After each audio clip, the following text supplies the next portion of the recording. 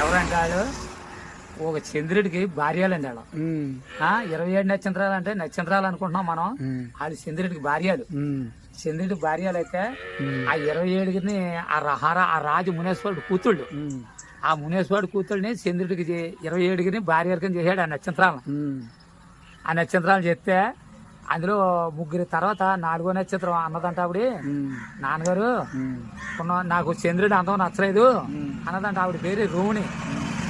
అంటే దానికంటే తండ్రి అమ్మ ఇప్పుడు కాదు నువ్వు పేరు రోహిణి అంటే రోహిణిలాగే పేరు తింటున్నావు కాబట్టి పున్నవున్నాడు మంచి పౌరున్నాడు ఫుల్గా అన్నంతో తొత్తాడు ఆయాల నుంచి నువ్వు అని తండ్రి చెప్పాడు అంటండి. వాళ్ళకి ఆ రోహిణికి ఉన్న నక్షత్రాలు అందరూ కూడా ఎవరికి ఆడే ఉన్నారంటండి.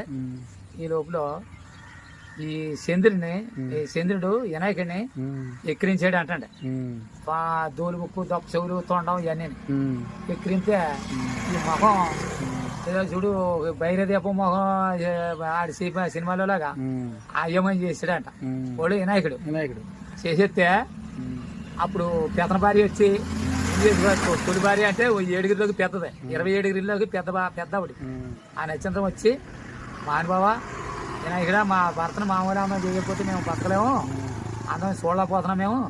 అలాగని ఈ వినాయకుడిని కాళ్ళ ఏళ్ళబడ్డదంట. కాళ్ళ ఏళ్ళబడితే సర్లే తీసుకోమని వరం తీసేసాడంట. మామూలుగా వచ్చాడంట చంద్రుడు. వచ్చేసి అన్నాడంట వినాయకుడు, నువ్వు చంద్రుడా అన్నీ బాగానే ఉన్నాయి కానీ నువ్వు అందకూడవే కానీ కుదురుగా ఉండు, నీకు నా వినాయకుడు సైతు వస్తుంది. ఆ సైతున్నాడు ఎవడో నీ మొహం చూసినా వాళ్ళకి నీలాపనంత తప్పవో అలాగని చేపన పెట్టాడంట.